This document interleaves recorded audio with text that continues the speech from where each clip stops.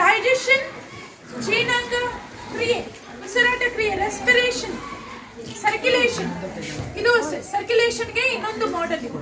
Control and ಕೋಆರ್ಡಿನೇಷನ್ಗೆ ಹೋದ್ರೆ nervous system ಇದೆ. Control coordination ಅಲ್ಲಿ ಇನ್ನೊಂದು ಭಾಗ ಯಾವುದು?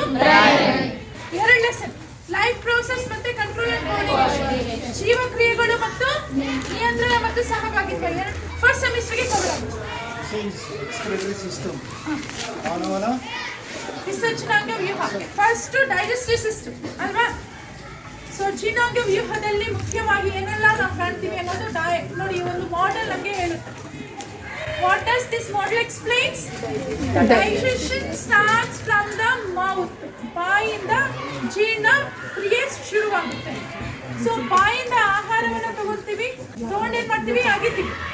ಅಗಿಯುವಂತ ಸಂದರ್ಭದಲ್ಲಿ what happens in the mouth when we masticate the food? Salivary juice secrete ಆಗುತ್ತೆ, ಲಾಲಾರಸ ಉತ್ಪತ್ತಿ ಆಗುತ್ತೆ. ಏನ್ ಕಾರ್ಯ? What is the function of saliva? It digests food. Carbohydrate ಅನ್ನ ಜೀರ್ಣಿಸುತ್ತೆ. ಏನಾಗುತ್ತೆ? Starch is converted into maltose. Salivary juice ಅಲ್ಲಿ ಅಮೈಲೇಸ್ ಅನ್ನೋ ಕಿಣ್ವ ಇರುತ್ತೆ, ಅಮೈಲೇಸ್ ಅನ್ನೋ ಎನ್ಸೈಮ್ ಇರುತ್ತೆ. ಅದೇನ್ ಮಾಡುತ್ತೆ? It convert starch into maltose. Next ಆಹಾರ ಎಲ್ಲಿಗೋಗುತ್ತೆ? It enters into oesophagus. It enters into oesophagus.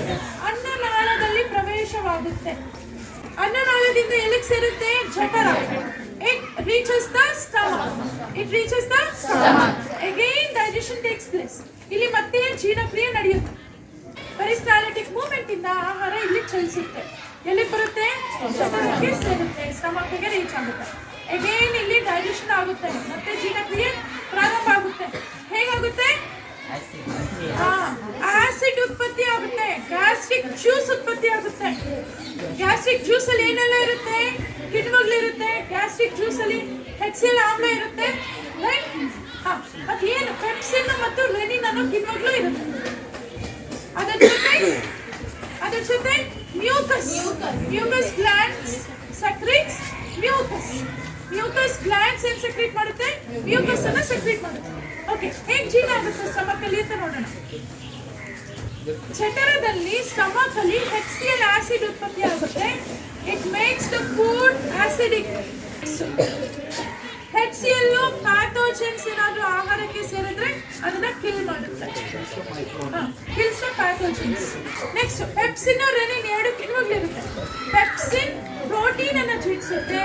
Renin milk is converted into curds. Milk is converted into curds. Okay? Pepsin ಕಾರ್ಯ ಏನು? ಒನ್ ಮಾರ್ಕ್ ಪ್ರಶ್ನೆ ಕೇಳ್ತಾರೆ. ಪ್ರೋಟೀನ್. ಸ್ಟಮಕ್ ಅಲ್ಲಿ ಬರೋ pepsin ಕಾರ್ಯ ನೋಡಿ, ಅದಕ್ಕೆ ನಾನು ಪ್ರೋಟೀನ್ ಡೈಜೆಷನ್. ಪೆಪ್ಸಿನ್ ಏನ್ ಮಾಡುತ್ತೆ? ಪ್ರೋಟೀನ್ ಅನ್ನ ಡೈಜೆಸ್ಟ್ ಮಾಡುತ್ತೆ. It converts proteins into polypeptides. ಅಂದ್ರೆ ಸಿಂಪಲ್ ಅಂದ್ರೆ ಪ್ರೋಟೀನ್ಸ್ ಅನ್ನ ಕಂಪ್ಲೀಟ್ ಆಗಿ ಡೈಜೆಸ್ಟ್ ಮಾಡೋದಿಲ್ಲ, ಜಸ್ಟ್ ಪಾಲಿಪೆಪ್ಟೈಡ್ಸ್ ಆಗಿ ಕನ್ವರ್ಟ್ ಮಾಡ್ತಾರೆ ಕಂಪ್ಲೀಟ್ ಆಗಿ. ಸೊ ಪ್ರೋಟೀನ್ ಅನ್ನ ಡಿಸಾಲ್ವ್ ಮಾಡೋದಿಲ್ಲ, ಜಸ್ಟ್ ಪಾಲಿಪೆಪ್ಟೈಡ್ಸ್ ಆಗಿ ಕನ್ವರ್ಟ್ ಮಾಡ್ತಾರೆ. ಓಕೆ, ನೆಕ್ಸ್ಟ್ ಲಿವರ್ ಇದೆ, largest gland. Which is the largest gland in the human body?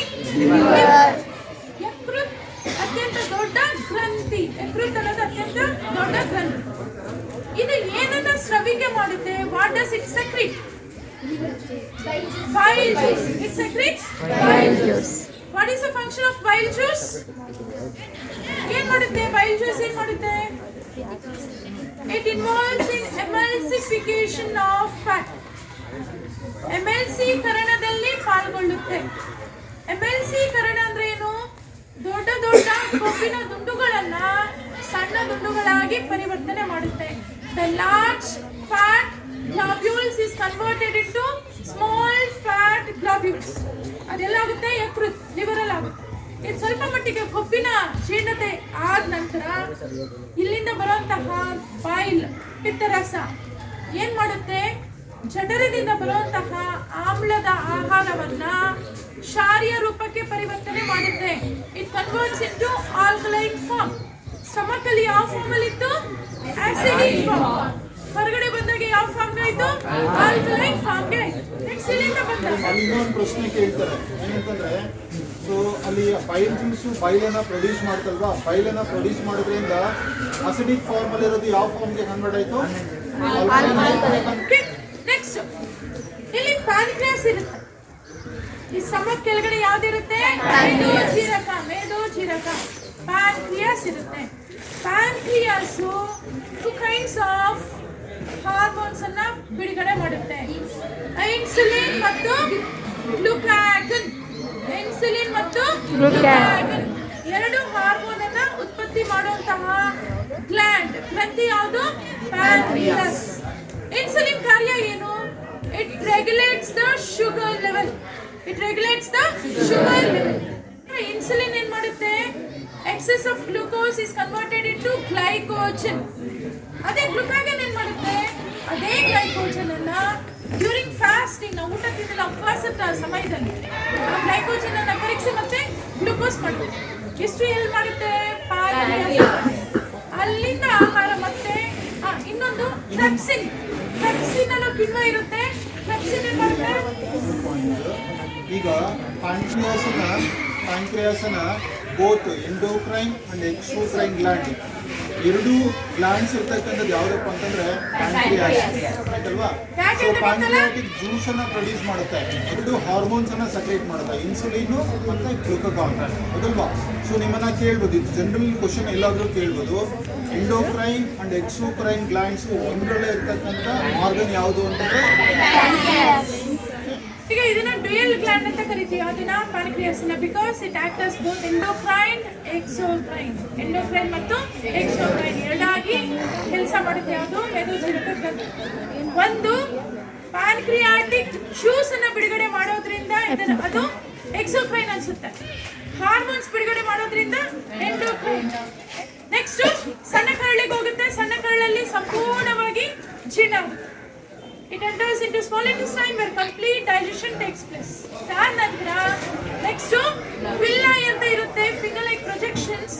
ಅದೇನ್ ಮಾಡುತ್ತೆ?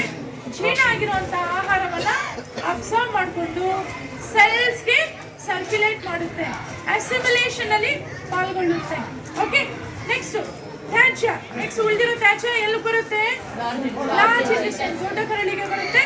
ನೆಕ್ಸ್ಟ್ ಏನೇಸ್ ಇಂದ the undigested food will be remove. ಇದು ಜೀರ್ಣಾಂಗ ವ್ಯೂಹ.